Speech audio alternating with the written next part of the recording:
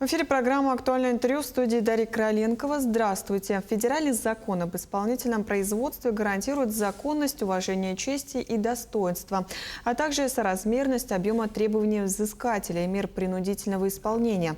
О гарантии сторон исполнительного производства мы сегодня поговорим. Гость у нас в студии Евгений Белоножко, прокурор отдела по надзору за исполнением закона в социальной сфере прокуратуры Республики Саха-Якутия.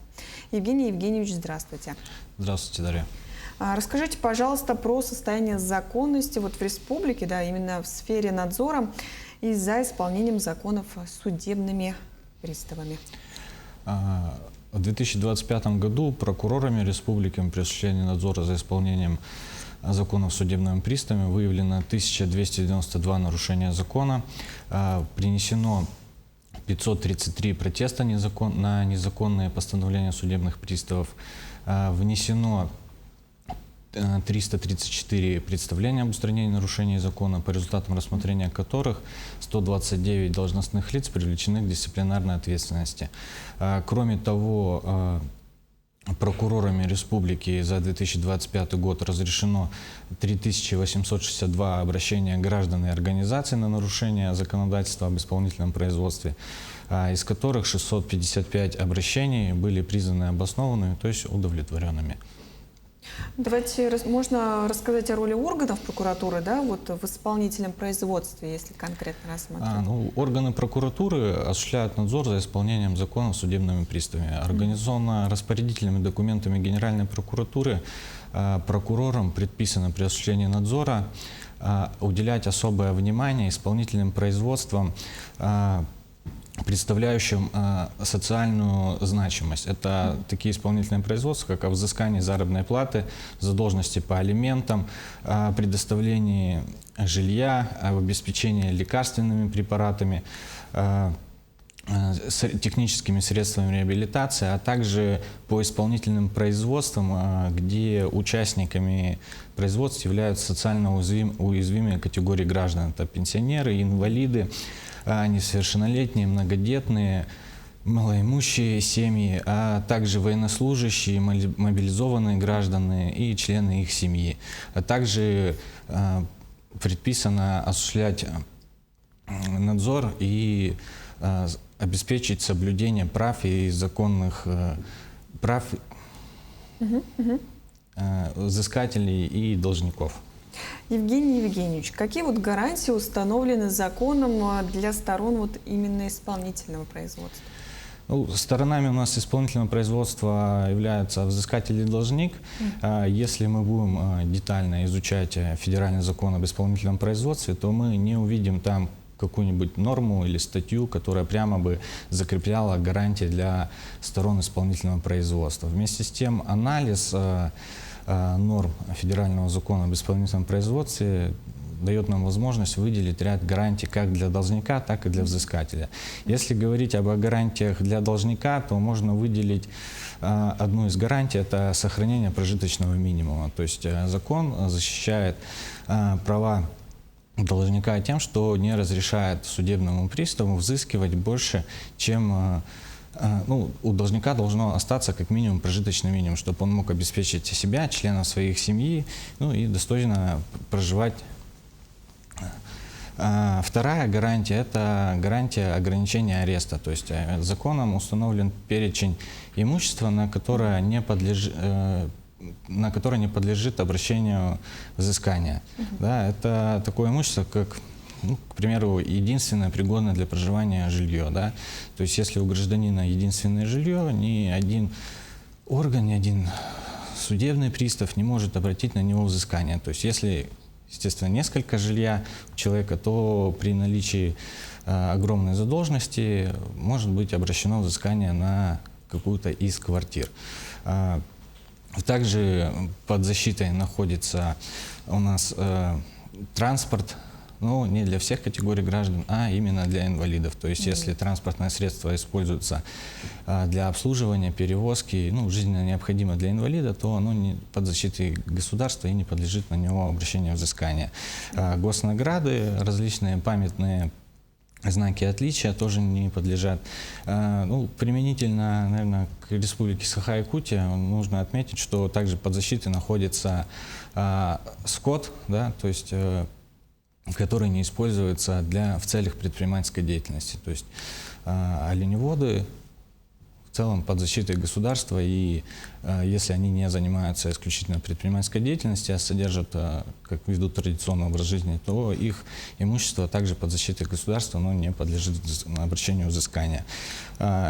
Также среди перечня есть семена, ну и, конечно же, предметы, необходимые для проживания. То есть, если у гражданина придет в квартиру судебный пристав, да, установит, что у него там есть, как у обычного гражданина, там телевизор,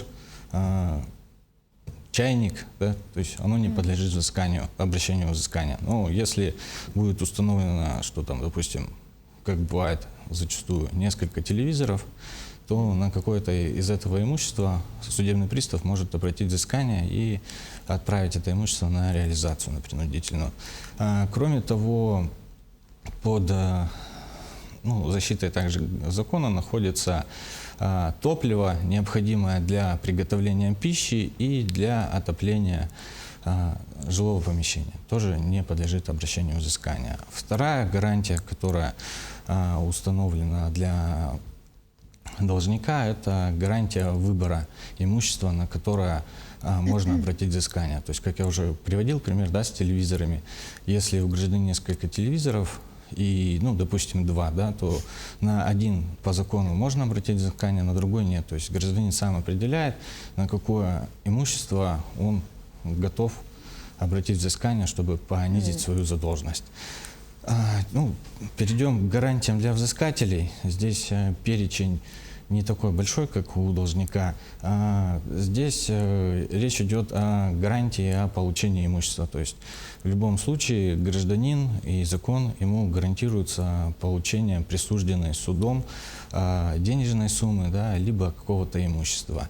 Отсюда же идет следующая гарантия, это гарантия правопреемства. То есть если по каким-то причинам из исполнительного производства выбывает должник, у должника в определенных случаях есть право заменить должника его правопреемником. Но нужно учитывать при этом, что есть ряд прав, которые непосредственно связаны с личностью, да, должника, и они не подлежат передаче в порядке наследования. Да? То есть если преступлением причинен какой-то моральный вред, да, и гражданин умирает, наследнику не передается право требовать с причинителя вреда эту сумму. То есть, зачастую, наверное, кто-то слышал, да, что такую фразу, что в наследство достались долги. Да? Это как раз речь идет о вот этой гарантии, которая предоставляет возможность заменить должника. То есть наследнику переходят не только права, но и обязанности в виде, в том числе и долгов. Закон больше, конечно, гарантий предоставляет для должника, чем для взыскателя. Вот вы сказали о взыскании, да? С какой вот суммы идет именно взыскание, да? Долг какой должен быть, от какой суммы? Есть ли какой-то, может быть, интересный пример, который вы можете привести? Есть ли у нас в республике что-то такое? Взыскание долгов начинается с любой суммы, то есть есть решение суда, где присуждают 1 рубль, да, там есть в истории того же телевидения, да, и судебной практики, где миллионеры, олигархи с друг друга взыскивают компенсацию морального вреда в размере 1 рубля. То есть, тем не менее, это решение суда, и оно в силу закона подлежит принудительному исполнению.